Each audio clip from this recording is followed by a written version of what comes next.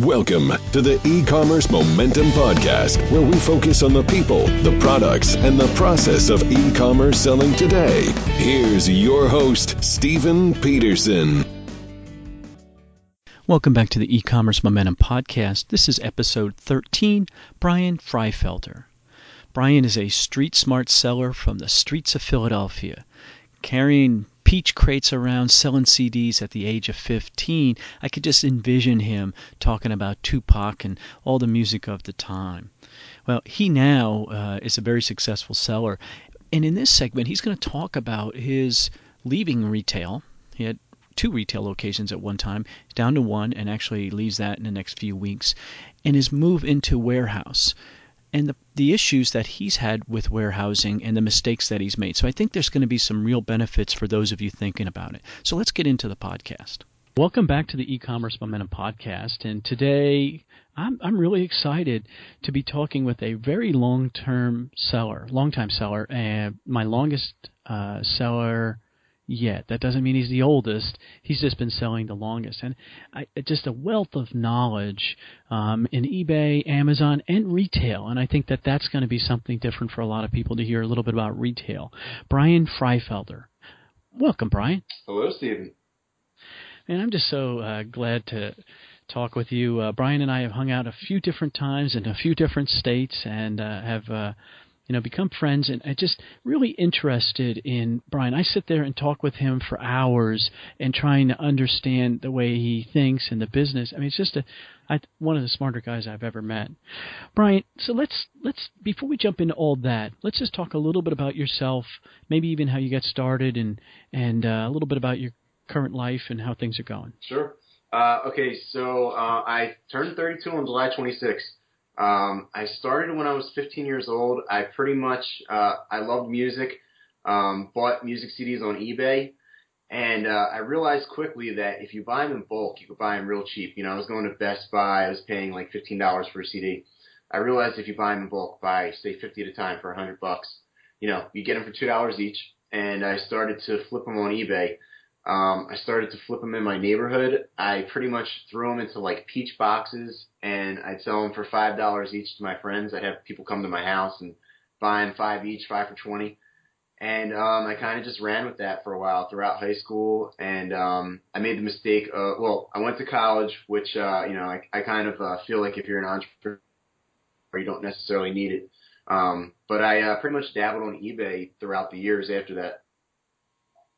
It's just so neat to imagine with the peach boxes. I mean, it's not any kind of box. It was a peach box, yeah. And I could just see the kids coming, and hey, let me get that. See, that's just so cool. I mean, that's just so. We neat. were kind of like backpackers. Me and my buddy Julio would actually go to the Roosevelt Mall when we were teenagers, and we would try to sell them out of the peach boxes. And do you have that Tupac CD? What CD you got? And we'd be excited. We'd sell $100 worth of them, and we were pretty pumped about it. Well, $100 as a kid, it's a lot of money, and especially something that you bought in bulk. Yeah. So that really, where did you get that skill set from? I mean, is that just ingrained in you? Did somebody teach you that? I think when you want to make money, it just kind of comes naturally, and at the time, it was kind of a shortcut for me to be able to build up my CD collection and pay for it. And it was just a way to make some side money. I wasn't looking to get rich at the time. I mean, it was more so just that I was, like I said, just trying to build my collection at the time. And you were doing something you loved, and I think that there's our first nugget, right? Is there your money will come if you do something you love. So that's a great tip. And if you sell in a category you love, it really helps. Sure, you have an advantage if there's something that you really know. If you know the niche, you're going to be the best at it. I've met some of those guys that sell vinyl at flea markets and things that just are like record files. I don't know what they call them. These guys, it's just crazy the amount of knowledge they have, and they can talk about a record so in depth. You just meet those, and it's so fascinating. The craziest guy I've ever met, his name is Steve. I met him out at a flea market in 2009. I've been friends with him since. He's the nuttiest person ever. He started hanging out at my store. I mean, he was influential in me starting a store at first. But I mean, he'll just go off on tangents. You'll pull out like a Jimi Hendrix record, and he'll tell you stories about the 70s and like, how great that record was and all these little details and why it should sell for so much. And you're just like, wow, like that's kind of cool, but like I gotta get going. Like, can we stop talking about this now? Somebody said something today, and I said, I'm just a guy who loves talking about stuff, about selling stuff, and I could talk for hours about this stuff. And what I don't want to ever happen is to make this become a job. I don't want a job. I already have a job. Sure. And I'm always, I love this part of of our life, this business. Are you still in that place now? You say where I love doing what I do? Yeah. Of course, yeah. I wouldn't be doing it if I didn't. There's plenty of stress that comes with this. But, I mean, I love going out, finding things to sell. I enjoy, like, the fun of going on Facebook and talking with people. I enjoy, when we have these conferences, meeting face-to-face and just talking strategy. So, yeah, it's fun for me. And now you have you're selling on eBay. You're selling on Amazon, and are you doing merchant fulfilled on Amazon in addition to FBA? A little bit, under 20 items right now. Oh, okay, so a little bit, very little. And then you have one retail location or two? Yeah, I had two at one point.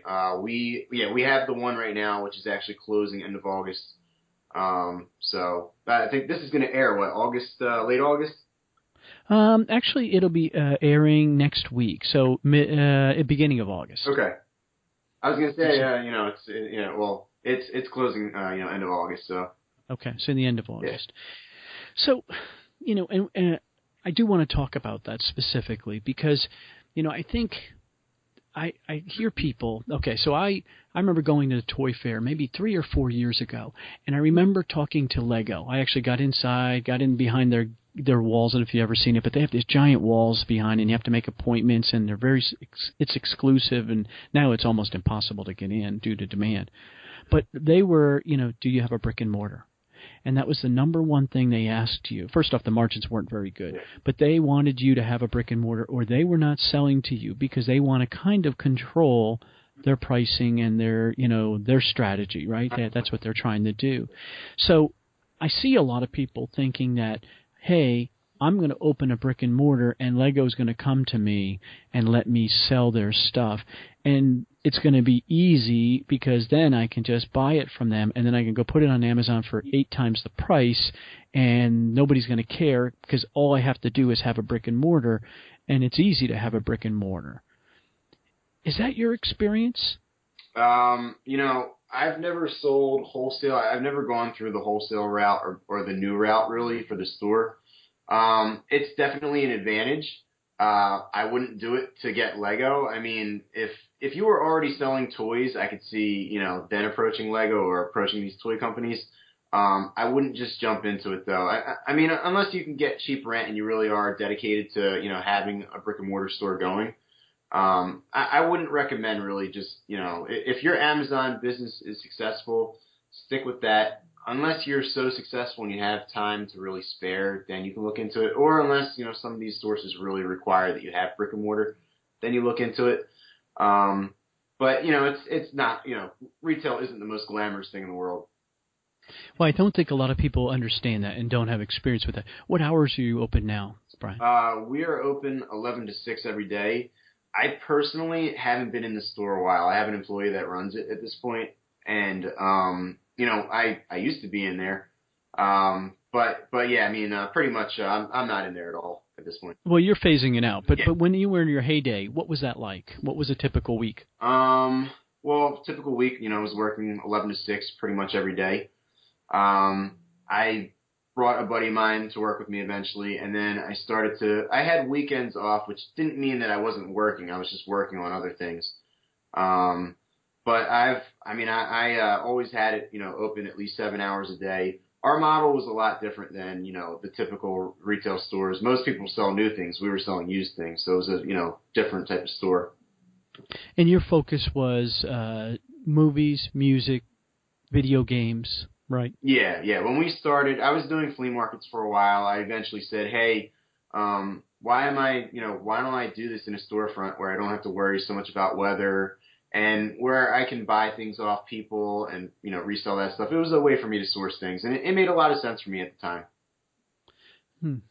Really interesting. I think it's interesting to me that you're moving away from it, and it's not because you're failing or anything like that. You're just saying, hey, the better opportunity is over here. Is that the fair way to say that? Yeah, pretty much. I could run it and I could make good money at this point. The problem is, I had a buddy of mine who I brought some friends into the business, and I just couldn't get them paid enough. There wasn't enough money coming into the store, and even with selling on Amazon, for us to really make it work full time for them. I wanted to give them jobs that they want to keep, that they can brag about.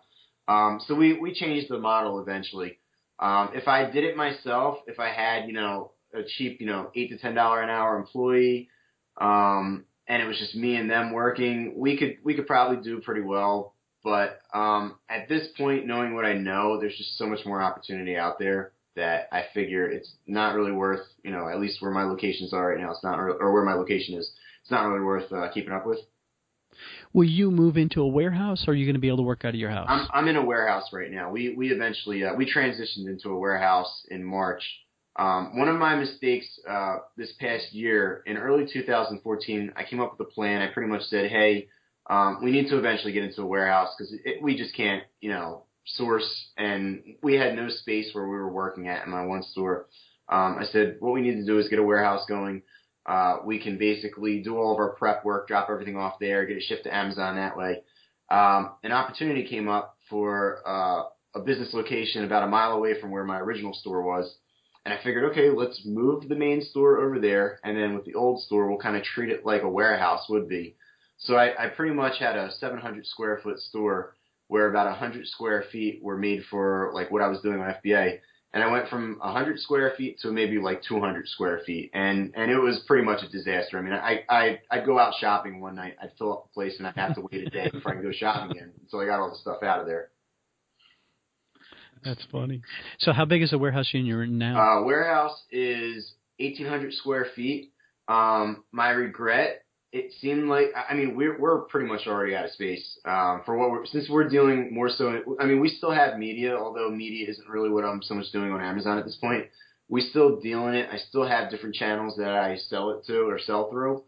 I could just use more space. We pretty much buy DVDs and CDs by the pallet. And I mean, it doesn't take many of them to before you start running out of space. Before you start taking all your buys and throwing it on top of the pallets, and you're like, crap, like what am I going to do? Yeah, I've seen the pictures, and you're not exaggerating. I've seen those giant trays of CDs, or massive trays. Yeah. and I could see what they get buried very quickly, and then they're really not serving what you really wanted to do. That's interesting. And rent's not cheap where you are, right?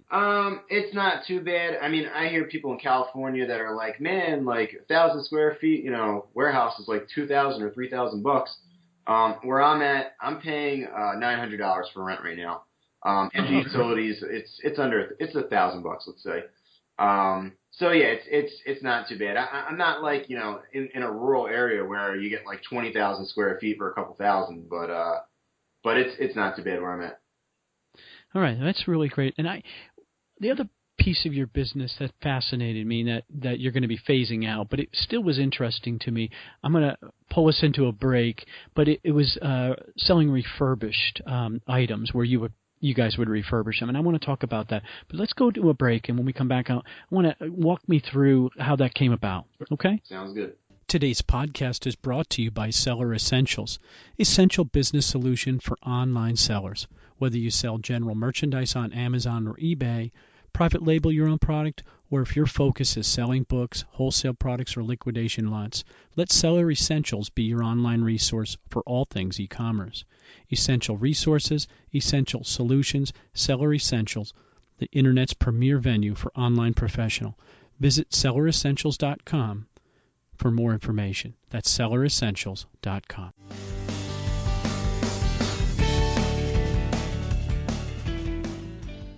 All right, before we jump back in, we're going to talk about two things in this segment that I think are really worth paying attention to. One is Brian's training of a crew to do sourcing for him. He's basically retail ARB now, and he's been able to train people to go out and source for him, and I think there's some real information in there that will help you. Then we have the elephant in the room conversation about Brian being suspended from Amazon. What led him to get suspended, what he did about it, and then his reinstatement, and more importantly, the changes he's made in his business going forward, and how he's not heading back there again. And I think it's a very open, candid, honest kind of conversation that most people wouldn't have. Brian stepped up, and man, my admiration for this man just went up enormously based on this interview. Just candid, frank talk, and accepts responsibility for it. So let's get back into the podcast. All right, we're back. And we're talking with Brian Freifelder. And when Brian was really in his heyday, one of the coolest things that I remember him telling me about, and then I got to see pictures, was when he was taking equipment and refurbishing it and repackaging it. And the comment I made to Brian earlier offline was that packaging that he was doing is amazingly professional. And it reminds me of refurbished equipment that I have bought. I have bought some refurbished equipment because it's a good deal and it's warranted or what have you. And it was just so cool to see. And I'm thinking, oh my God, that's what it looks like. I got to see behind the curtains. So walk us through, how did you get into that side of the business? So when it comes to selling CDs and DVDs, for instance, you're never going to get them in perfect condition. I mean, if you really want something, a quality item, you're going to have to clean it with a disc cleaning machine. So when I started my store, I had a disc cleaning machine, and I eventually learned, through trial and error, which ones were the good ones. And we would clean the discs, change the cases, and we were selling. When I started my store, it was called $5 CD, and the whole concept was anything that was worth more than $5, I would put it on Amazon. Anything worth under $5, I'd pretty much put it in the store and sell it for $5 each. And I'd have penny items that I'd sell for $5, and I'd sell 5 for $20, and I was happy because these are the items that really didn't make sense to sell on Amazon. And we would refurbish everything so that whether we were selling it on Amazon or to our customers, that they were getting a good quality product. And eventually, what happened was we realized, hey, we're not always going to be able to sell, cheap items like this. If we want to bring in more revenue, we need to kind of sell more expensive items. So we started getting into video games and video game consoles. And I brought my buddy in. My buddy Enrique is great with electronics. So we actually we brought him in we figured to fix cell phones at first. When we brought him in, he had never fixed a video game system. And he's just a whiz. I put a broken system in front of him. He figured it out real quick. He said, this is easier than cell phones because the parts are bigger on it. So from there, we just started buying systems. If they worked fine, he'd just clean them up, box them up. If they had something wrong with them, he'd refurbish them. And, that was pretty much the process. Yeah, the other thing we were talking about offline is in the market that I'm in, maybe about 5 miles from my house, is a liquidation auction company. And every other week they have these pallets of returns, and I believe they're almost all from Home Depot. But we're talking, they call it Pallet Wars, actually, is the way they advertise it.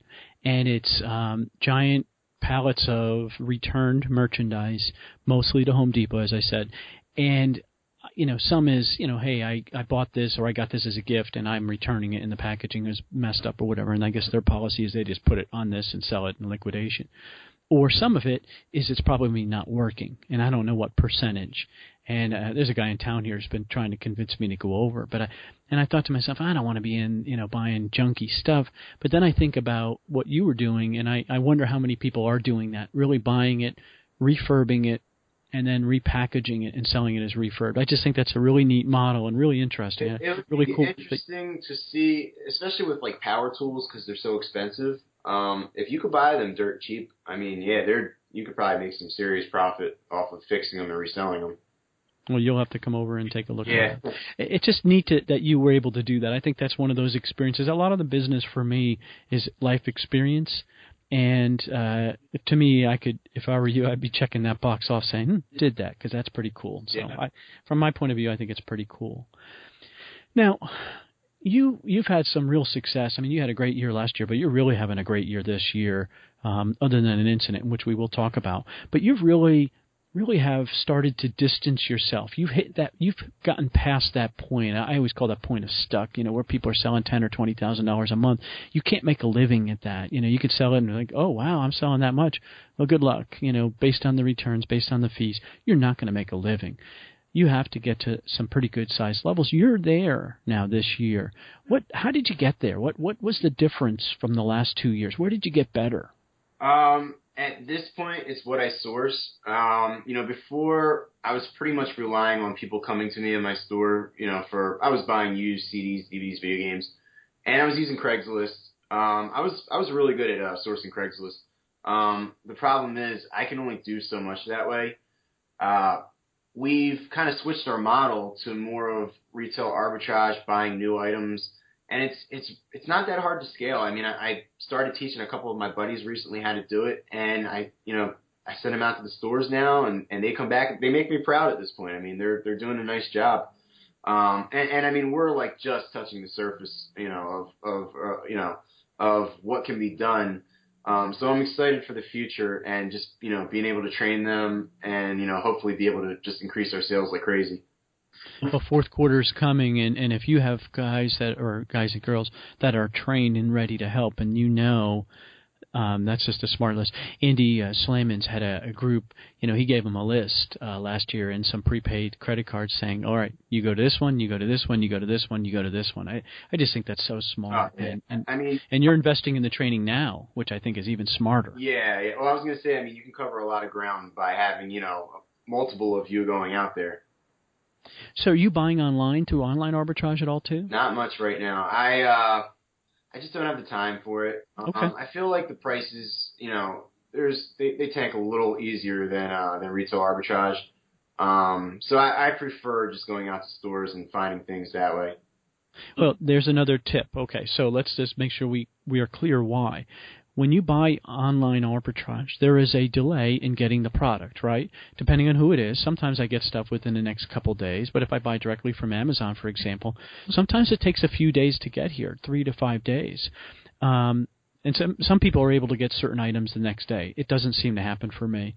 And then if you order from Walmart or Kmart or Boscov's or any of those companies, there is a real delay. And so you have to build that in and hope that the price you bought at was low enough to sustain the drop in the market for the delay of you getting the product, prepping the product, and sending it back in. Where in retail, you're literally picking it up, bringing it home that night, and if you're efficient, you can have it out the next morning. That's what you're talking about, right? Sure. And then the other issue is I find Amazon is so competitive nowadays. I mean, they pretty much have, just about anything that any of these other stores have in stock.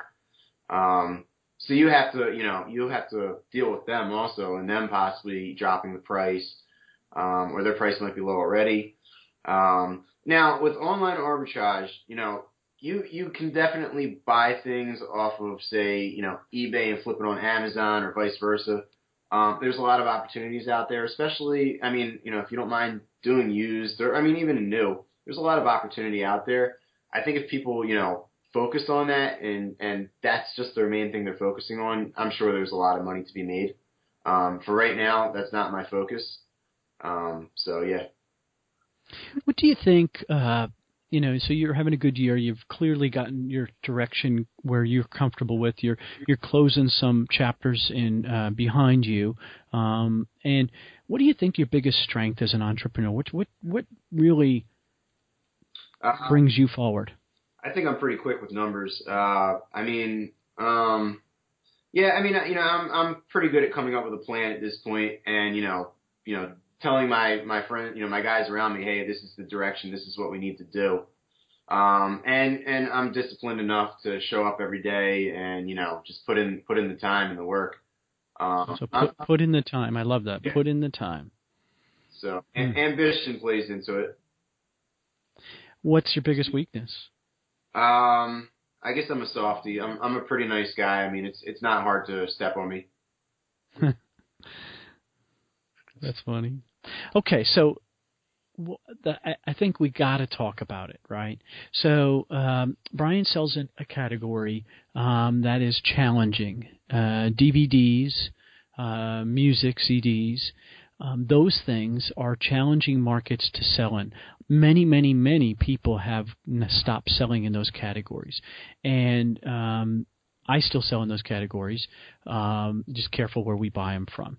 So Brian has recently, well, I'll let you tell us the story. Walk us through exactly what happened. So, well, before I go in and bash DVDs or CDs or anything used on Amazon, I guess I should point out, I was suspended recently. I was in my warehouse just dropping some stuff off, checking my computer real quick. It was Sunday at 8 o'clock, July 19th. And I sign in, I see your account has been, your selling privileges have been suspended. And I said, what happened? And, you'd think it would be used. It was actually new items that I got knocked for. Very, to me, very minor offenses compared to feedbacks I've received in the past, just because I've been selling used so long. But yeah, I got suspended. I wasn't very happy about it. The things that they brought up, they basically gave me 4 ASINs. They gave me 3 complaints. They said missing parts, items not as described or not as listed, I guess, I guess under the wrong ASIN. And then I got a used items being sold as new, which I don't really think that I've been violating that much, but I got warned, or that's what I got suspended for. But yeah, I've sold at least 200,000 used CDs and DVDs on Amazon. I haven't had too much of an issue. I historically have a 98% feedback percentage. I carried a 98% feedback percentage through 2013. 2014, I got it up to 99%, which when you're selling used media, it's pretty impressive because there's just so many things that can go wrong, from the disc to the person being mad about the artwork to just nonsense, people that order and just don't want the item, so they leave you a bad feedback. But yeah, I'm at 100% right now, and I was pretty proud of it. I figured, wow, I'm better than ever. Amazon has to be loving me right now. And then I sign in and see I'm suspended. So it was kind of shocking at the time. So I got stuck at the 200,000 CDs and DVDs. I mean, that's an unbelievable number to sell in only the last few years. I don't think people can appreciate that's a lot of product to move. So you get suspended.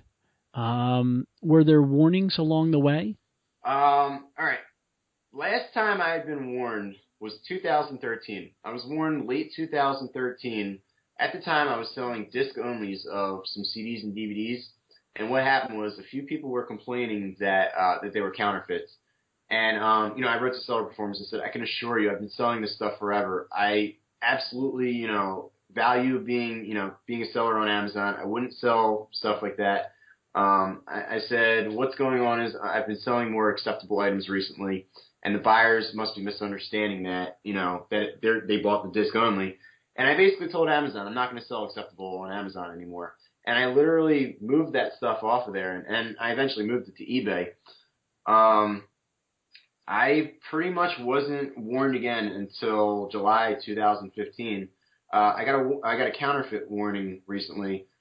Submitted the receipts, cleared it up. They said I was, fine to sell the item, which I actually, unlisted it and sent it back to me just so I didn't have any more issues with that item.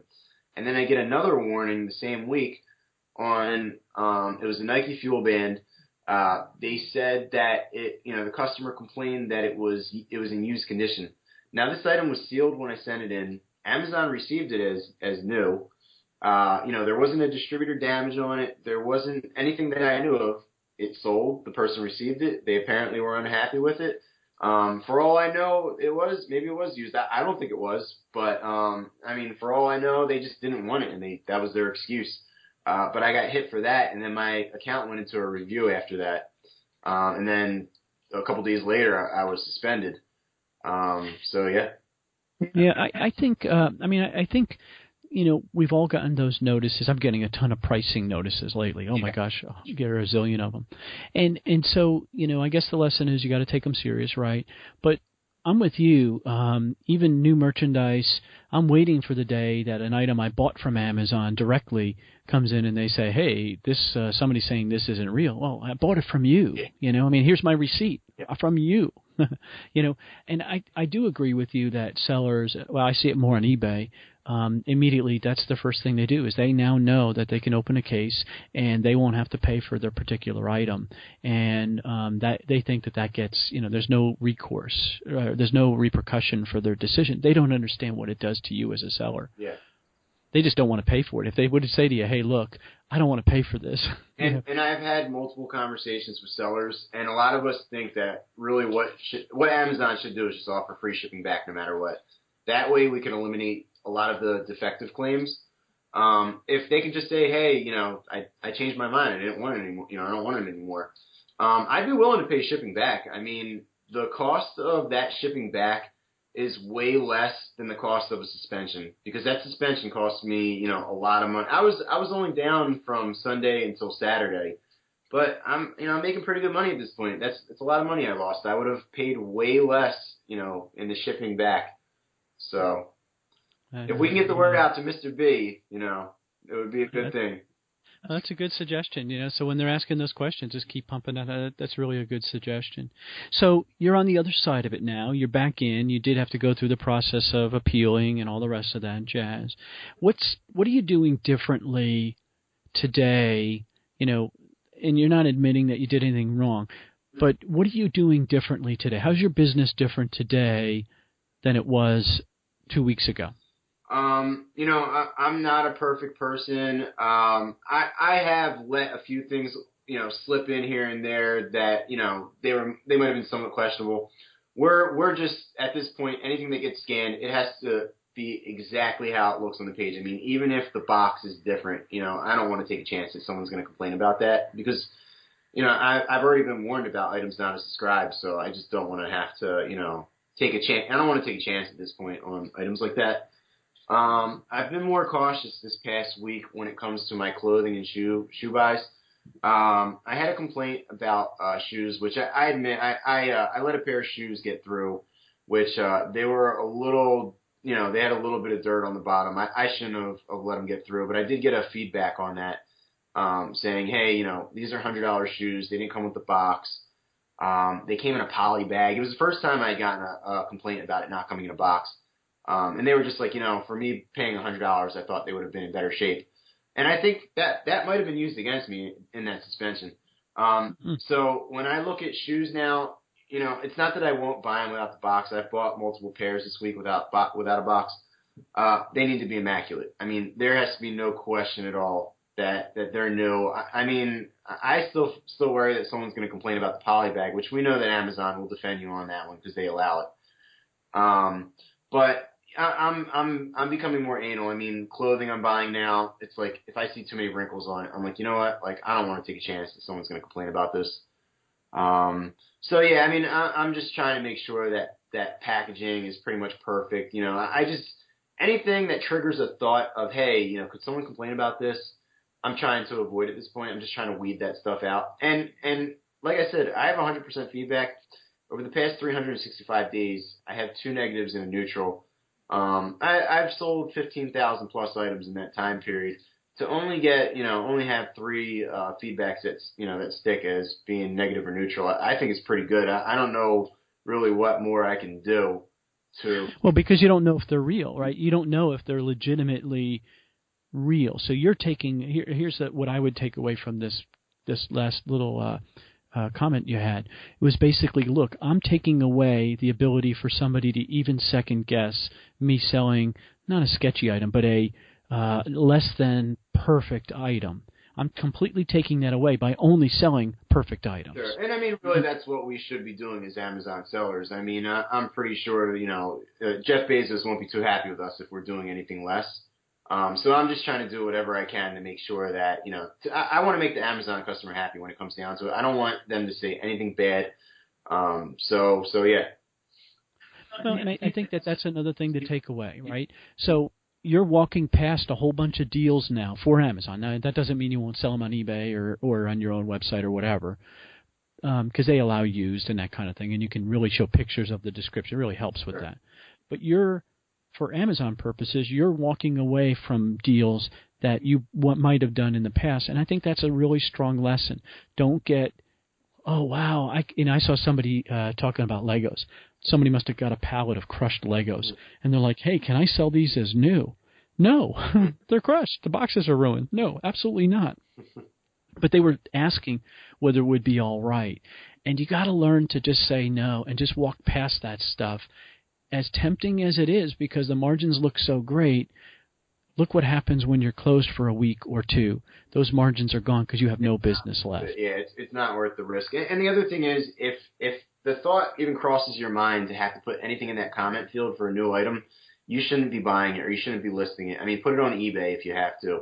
But when it comes down to it, there's only two things we put in that comment. I mean, we're either just putting that it's new or we're putting the expiration date. But there's no reason to put like packaging is dinged or, this 6-pack only has 5 in it. Like, or we threw in another flavor. Like, no, like you're listing on the wrong listing if you're doing it like that. Like, don't do that. Like, it's new. Don't mess around with the listings. And I'm sure that it wasn't some person that made the decision. I'm sure it's some algorithm somewhere that says, hey, if this happens, this happens, this happens, and they all fall in this threshold, boom, shut them down, let's review it. And I'm sure that's what happened for you. So I'm so glad that you're on the other side, and it sounds like you're smarter for it. I mean, I learned a lot. I'm definitely disappointed to get suspended. I'm disappointed to miss out on those sales. I do feel like, my reputation, I guess, is somewhat tarnished because I look like, an idiot seller now. But I learned a lot this week. I definitely learned, a lot of new things that I'm going to be implementing. Definitely going to be more proactive when it comes to returns in the future. Definitely going to weed out, anything that I don't think is in great shape. I'm probably not going to be listing stuff without invoices in the future either. That's smart. They're really smart.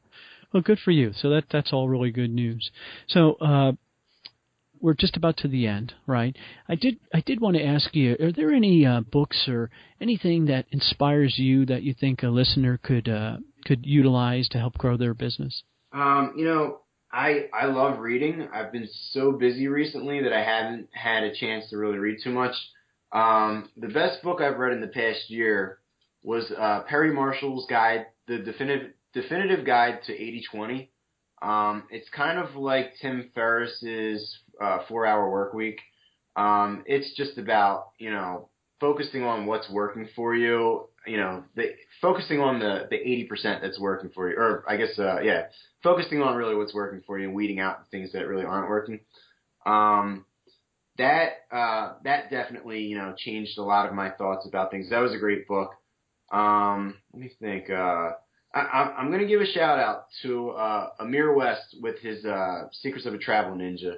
I've gotten really into travel hacking and credit card maximization in the past since 2014.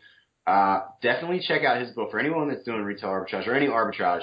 If you're using credit cards, you might as well be racking up points. And I mean, you might as well use them, whether it's for, 2% cash back or whether it's to travel places, for free flights or free hotels. No reason not to. And that book is a good starter for, information on why, how he got started, why he does it, and just like what he's capable of doing, how he can basically fly anywhere for free or travel anywhere for free. I saw somebody comment who's going to CES, and they said they just got their $14 ticket. That's how much their ticket to fly there is going to be because of exactly what you're talking about. Yeah, last year when I went to CES, I actually I didn't pay to fly there. I didn't pay for my hotel, so I was pretty happy about that. So that is the smart way to look at this, right? There is a revenue number, and everybody throws around revenue. Oh, this is it. Really, that's cool, but that's not really what you put in your pocket, and it really makes more sense to really manage what you put in your pocket. More so, because lots of revenue is unprofitable and you don't want to chase it.